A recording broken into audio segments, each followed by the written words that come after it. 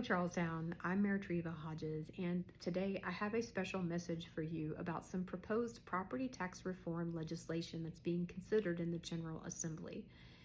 Many of you know that Governor Braun has made a commitment to lowering property taxes for all Hoosiers throughout the state.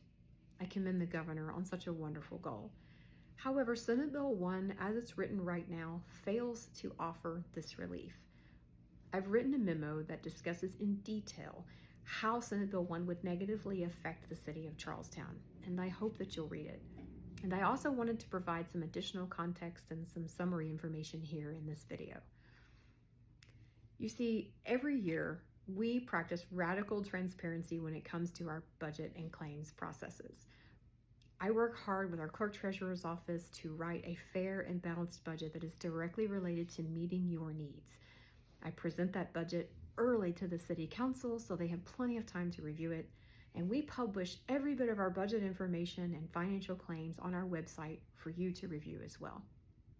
You see, I believe that the best people to make the decisions about local government are the local people. Senate Bill 1 would remove our ability to do this. What it does is it freezes our levy next year at this year's rate. That means that although costs have gone up and continue to go up, the state wants me to operate the city on next year's schedule with this year's money. Now, if you look around the city, you'll see there are a large number of construction projects going on. 2 very large apartment complexes, some apartment expansions, single-family homes, businesses, industrial complexes, and many of this new construction is scheduled to come online for payment next year. So if Senate Bill 1 goes into effect the way it is, that means that all of that new growth will be lost. I believe that everybody should pay their fair share, and I believe that the buildings that are being built today should pay their property taxes next year. I think it's unfair to put that burden on you, and that's where Senate Bill 1 fails to deliver the relief that it's promised. In fact, at best, most of us would see about a $48 a year benefit. And I know that our bills have gone up more than $48. The key is that Senate Bill 1 doesn't tackle the actual problem with our bills. You see, the problem isn't the rate. Our rate in 2025 is actually lower than it was in 2019. And the problem isn't excessive spending.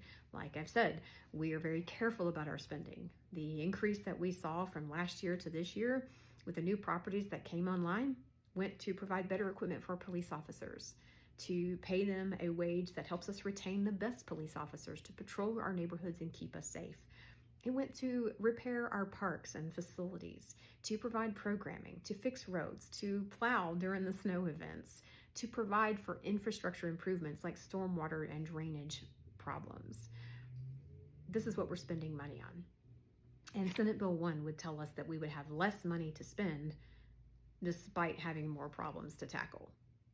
So I hope that you'll read the memo, and I hope that you'll reach out to our state reps and let them know that you're the best people to make decisions about what's happening in Charlestown. And we already have a system in place that allows you to do that. I hope that you will encourage them to bring about real property tax relief for our most vulnerable populations, our seniors, our disabled residents, our veterans, our first-time home buyers. All of these people deserve property tax relief, and the rest of us all also want to see real relief. But simply telling us to do more with less is not going to be the way to meet your needs. Look, taxes are a bad word, I get it. Nobody enjoys paying taxes. However, that's the only way that we're able to receive revenue to meet your needs. And we're committed to doing that to the fullest of our efficiency here in Charlestown. We do everything we can to keep your rates as low as possible, to be open about our spending, to listen to your desires, to solve your problems. We chase grants to help reduce the impact on our budget. Just this year, we've already received over $1.4 million in grants, and it's just the beginning of March. However, grants are competitive, and we don't always win.